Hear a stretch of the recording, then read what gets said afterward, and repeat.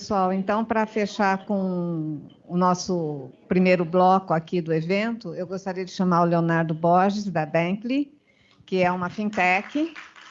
E aí eu acho que a gente coroa, né, essa primeira etapa do nosso evento com uma experiência de alguém que viveu, né, que vive o dia a dia de uma fintech, e ele vai apresentar um pouquinho para a gente dessa experiência e também das soluções que eles estão apresentando, como está sendo essa receptividade e esse mercado. É joia, Obrigada, exatamente. Leonardo. Obrigado. Tudo bem, pessoal? Muito boa tarde a todos. Prazer enorme estar aqui com vocês, contar um pouquinho aqui sobre a nossa história, né?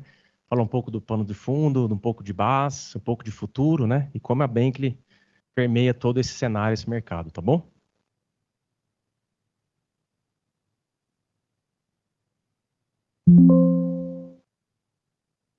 Técnica aqui. Pronto, agora foi. Bom, a temática, né? Como escalar o básico com responsabilidade. Eu vou começar falando um pouquinho do cenário, de base, de mercado, da Bankly, e ali no terceiro quarto da apresentação a gente entra mais a fundo aqui na escalabilidade, riscos, né? E confiança, tá bom? Primeiro vamos fazer uma breve apresentação. Sou Leonardo Borges, eu sou estatístico de formação. Tenho carreira em modelagem, produtos, crédito, prevenção a fraudes, né? E agora, recentemente, operações e riscos, né? De forma ampla aqui na Bankly. Praticamente, os últimos 10 anos ali, antes de 2020, sou egresso do Itaú, fiquei 10 anos no Itaú, onde eu, de fato, intensifiquei a carreira em riscos, né? E cheguei aqui na Bankly em 2020, abril de 2020, na semana da pandemia, onde eu consegui performar diversas agendas ali, de fato, entrando de cabeça no mundo de Banking as a Service. Até então, um mundo novo para mim. Então, aprendi muito com a Bankly, muito de base e junto com a digitalização que a pandemia nos trouxe, né? Então, pude viver muita coisa aqui que eu vou contar para vocês. Falando um pouco de BaaS, né? O que é o BaaS? É um modelo de negócio. O Banking as a Service nada mais é que um modelo de negócios onde ele conecta os provedores de serviços financeiros aos parceiros comerciais. Note que a gente não se pluga direto aos clientes finais. Muitos parceiros comerciais utilizam soluções de BaaS para seu próprio ecossistema, mas a grande maioria terceiriza esse serviço para os seus próprios clientes. Então, temos diversos cenários aqui, né, de BaaS, né? Então, eu vou comentar um pouquinho também sobre isso na sequência. O objetivo de BaaS aqui, né, é basicamente democratizar o sistema financeiro. A gente pega de 10 a 15 anos atrás, os grandes bancos incumbentes, eles eram detentores do dinheiro das pessoas, né? Então, você tinha um dinheiro naquele banco, o bancão entregava a transação, entregava produto de crédito, produtos seguros, era um sistema meio fechado, né? O BaaS veio para democratizar esse cenário. Então, hoje o dinheiro ele pode ficar num banco, transação é entregue por uma outra instituição financeira, um produto de crédito, seguros de outro, e assim sucessivamente. Isso é muito bacana, isso democratiza o sistema financeiro. Por outro lado, isso traz também mais riscos. Quanto mais interlocuções do sistema financeiro, mais riscos a gente está exposto, né? E para quem que é o BaaS, né? Qual o público-alvo aqui? Quando a gente fala de Brasil, somos a quinta maior população digital do mundo, somos a sétima maior população do mundo, mas a quinta maior digital do mundo. Somos 53% superiores à média global, né? Aí um dado que chama muita atenção, nós somos o segundo no mundo aqui em maior tempo diário conectado. Basta se a gente olhar para o lado, está todo mundo com o telefone na mão, onde quer que a gente esteja, tem sempre alguém conectado, né?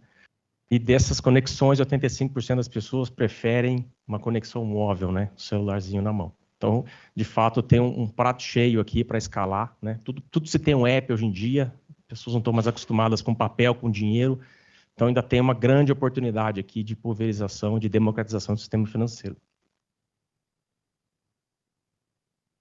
Um pouco mais de dados aqui, né, do nosso mercado, né? Aqui na listinha, só para exemplificar, o Brasil fica em quinto lugar aqui, perdendo para a China, Índia, Estados Unidos, Indonésia, né?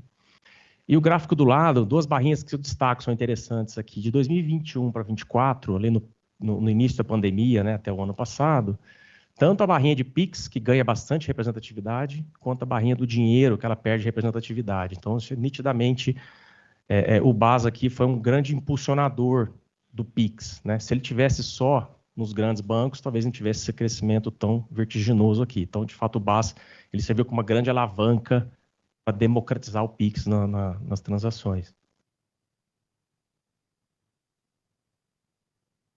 Ainda do nosso público, né? Um pouco dessa curva, né, que nós chegamos no gráfico anterior ali, vocês olham de 2005 a 2025, nos últimos 20 anos, a população de bancarizados no país mais que dobrou. Hoje nós temos 200 milhões de bancarizados aqui.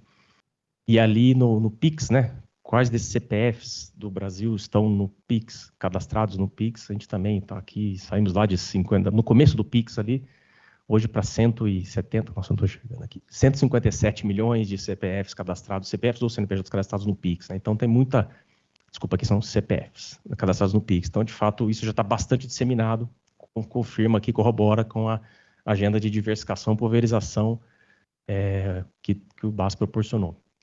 E como é que nós estamos nesse cenário, né? Eu vou falar um pouco de Bankley. Como é que a Bankley se encaixa nisso, né? Eu cheguei na Bankley em 2020, em abril de 2020. A Bankley começou um pouco antes da minha chegada, em 2019. Desde então, vários clientes entrando na carteira, várias soluções aqui sendo construídas, né? E ali, quando foi um ano depois, em maio de 2021, nós fizemos o nosso primeiro M&A com Melius, foi uma troca de ações, nós começamos uma jornada junto com o Melius, construímos todo o ecossistema financeiro junto com o Melius, né?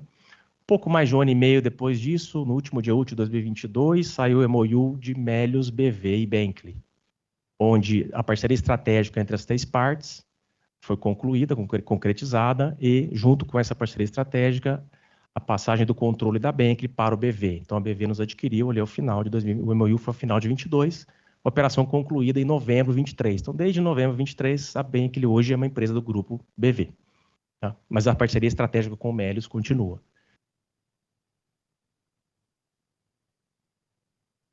Esse é um pouquinho dos nossos produtos, né? Não vou entrar no detalhe aqui, são as nossas APIs, né? Aqui os produtos que nós distribuímos, né?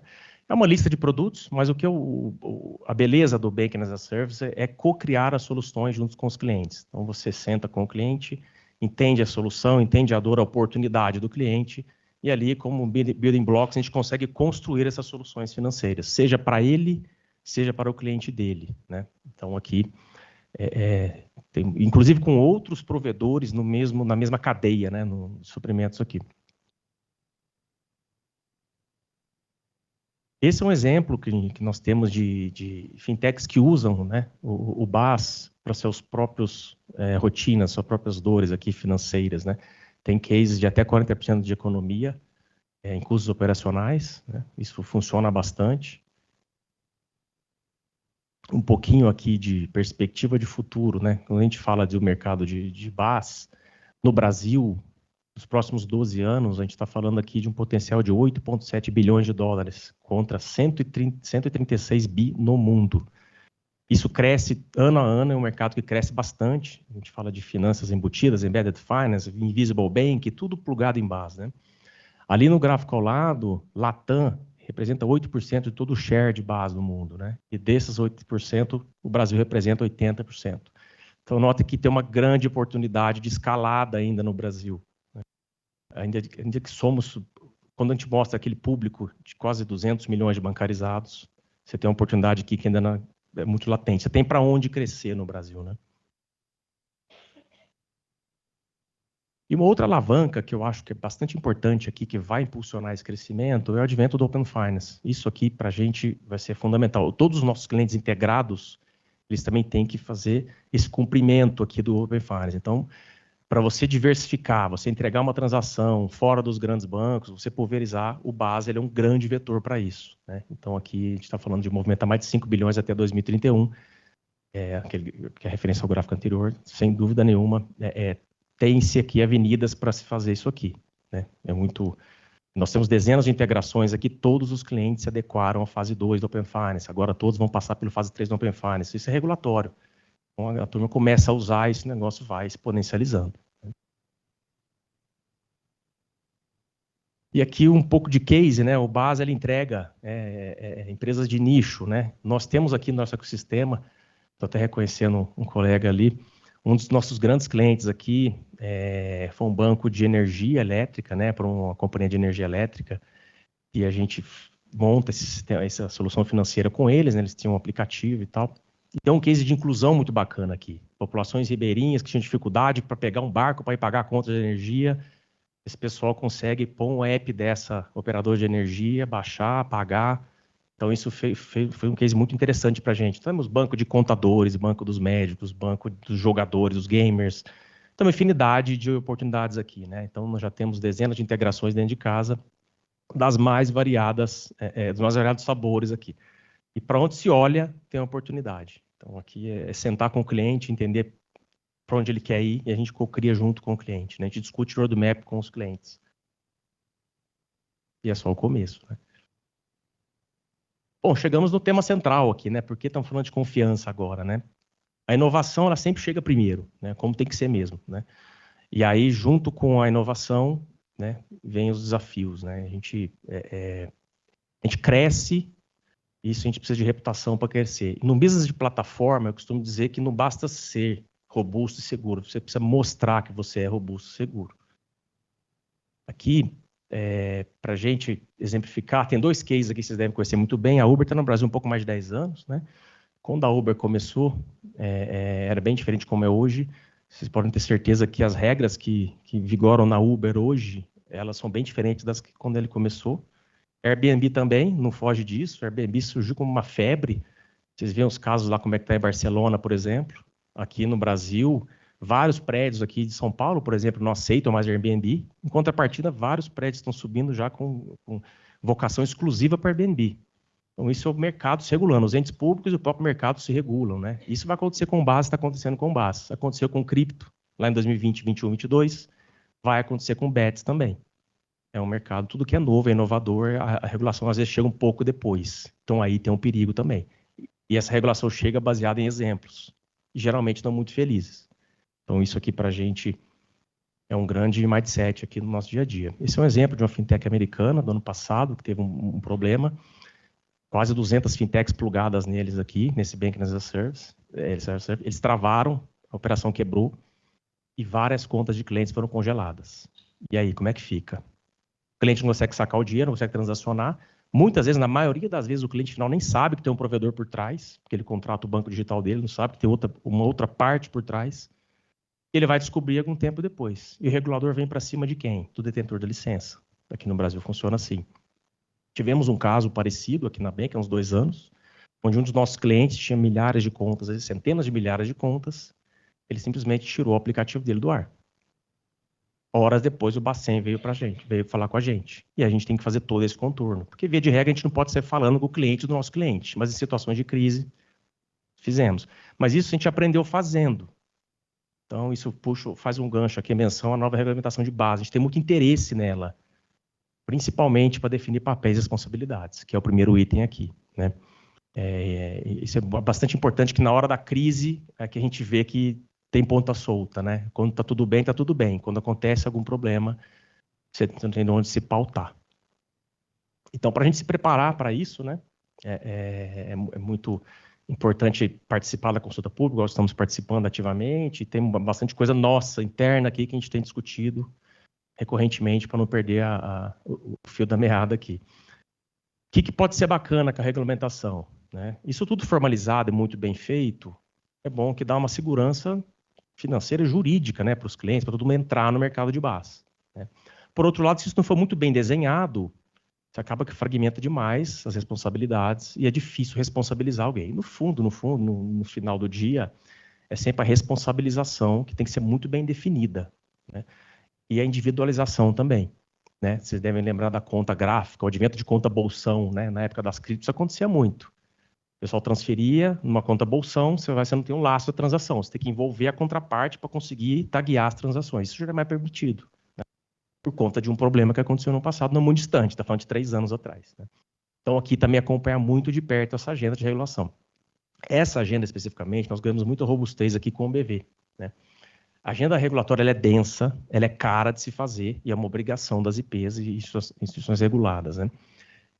Dito isso, ela entra atravessando o roadmap de todas as agendas de produto e tecnologia. O que o pessoal faz via de regra praticamente? Eu vou fazer o mínimo necessário. Ninguém quer tirar 10 nessa prova, você faz o que precisa fazer. Então, essa regra tem que estar muito bem escrita, porque a turma vai construir o mínimo necessário. E aí não ficar garantido, então fiz o mínimo necessário, estou seguro, estou tranquilo? Não estou tranquilo. Aí que eu trago aqui um pouco da minha contribuição, né, estudo de causa mesmo, né, como é que a gente faz isso aqui? Primeiro, a parte mais técnica. Segurança, API robusta, autenticação, monitoramento, isso aqui está na literatura. Isso aqui a turma já faz, né? Mas como a gente está fazendo isso? Para dentro de casa, é de uma forma. Eu tenho um tipo de BaaS que eu conecto um provedor que ele distribui para os seus clientes. Eu tenho um terceiro tipo de BaaS que ele conecta um provedor, que é o integrado, modelo de integrador. Ele conecta os seus outros clientes PJ, é B2B, que coloca um 2B e depois um 2B ou 2C. Como é que eu expando isso aqui lá para a última parte da cadeia? Tem um quarto CNPJ distribuindo, comandando a minha API lá de longe, né? Então aqui eu não posso ficar restrito ao que a regulação manda eu fazer. Ah, faz o pentest aí, tá tudo certo. Não funciona, né? Então aqui, desde a concepção do cliente, passar por todas as disciplinas, pelo menos 8 disciplinas aqui, né? Fazer toda essa rotina de diligência inicial, ter uma classificação de riscos recorrente de cada um dos integrados, né? Isso vivo, para o nível de risco você consiga calibrar a forma que você vai fazer. Até chegar no limite de você fazer visita. Vá no integrado, você tem que ir lá, pegar o carro e ir lá. Pegar o avião e ir lá, quando é longe. Você tem que visitar o cara, ver se a padaria está vendendo pão. Você tem que ver se o cliente está fazendo o que ele falou que ia fazer lá no formulário. E isso recorrentemente, né? Além de todos os monitoramentos aqui, que quem é do sistema financeiro já está acostumado a fazer. Os contratos têm que prever a sua defesa, o BaaS tem que ter uma defesa. Porque se tem uma regulação do Bacen, isso é uma dificuldade que nós temos. Você fala para o cliente, você tem 30 dias para adequar essa norma do Bacen. O cliente fala, vou fazer, não faz. E aí? Você vai tirar da tomada? Você não pode desligar o cliente. Porque o cliente do cliente fica sem o dinheiro, não consegue sacar. Você vai parar no LinkedIn, você vai parar na G1, você vai parar na mídia. Como é que você se resguarda disso? Você tem que ter, por isso, voltando no início, você tem que saber com quem está se relacionando, qual a maturidade do seu cliente. Ele tem um time de compliance, ele tem um escritório que suporta ele sabe desse risco, né? E numa eventualidade dessa, você tem uma arma na mão que é tirar o cash-in. Você bloqueia o cash-in do cliente. Então, quem tem o dinheiro, tira, mas o dinheiro não entra mais no ecossistema. Você tem que se preservar desse tipo de situação, né? Isso é uma das ferramentas que a gente pode utilizar, né? Mas aqui, além de nós protegermos a licença da Bentley, a gente tem que proteger o nosso cliente, né? E eventuais clientes dos clientes, né? Tem uma questão aqui que é bastante importante para a gente calibrar o nível de risco e segurança, né? Que não foge muito da matemática, que é a boa e velha a esperança matemática, a probabilidade do evento vezes o tamanho do passivo. Em alguns arranjos, geralmente quando a gente vai no B2B2C, eu tenho 1 milhão de contas PF no banquinho digital. Você controla mais a probabilidade aqui, porque é pouco dinheiro de muitos. Então você controla a primeira componente da equação. Agora, um Open API, que tem uma conta movimentando 1 bilhão por dia aqui, é uma conta. Você controla o passivo, mais do que a probabilidade. Você tem que acompanhar mais de perto a cabine, de onde o dinheiro está saindo. Isso você muda de acordo com o porte do cliente, a visita que você fez no cliente, o tamanho do arranjo, o monitoramento, tem que equilibrar tudo isso. Ou seja, não tem uma receita de bolo aqui. E por último, não menos importante, governança, auditoria e cultura, né?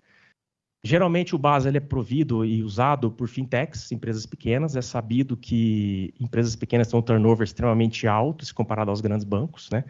A Bentley foi fundada em 2019, eu sou o único remanescente dos cargos de gerente para cima. Único, todo mundo trocou já. Muitos processos vão embora com as pessoas. Então você tem que ter uma agenda de governança compliance, auditoria recorrente. Não basta falar que está fazendo, tem que mostrar que está fazendo recorrentemente. Isso aqui faz muita diferença. Então, nós ganhamos bastante corpo aqui, força aqui com o BV, nós aprendemos muito com o BV essa rotina, essa diligência, né, essa agenda, ela tem que ser construída junto e não é uma agenda pontual, ela acompanha o negócio, né?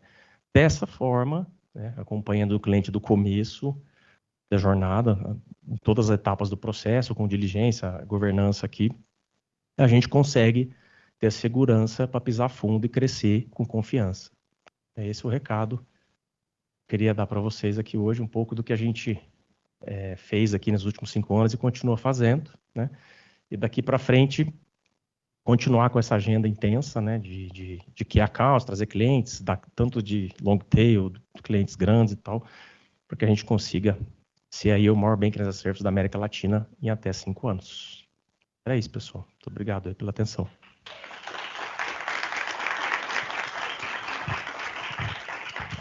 Obrigada, Leonardo. Acho que foi bem bacana. O pessoal tem uma visão geral, né, do Banking as a Service e da experiência de uma fintech que está atuando no mercado já há bastante tempo. Tchau.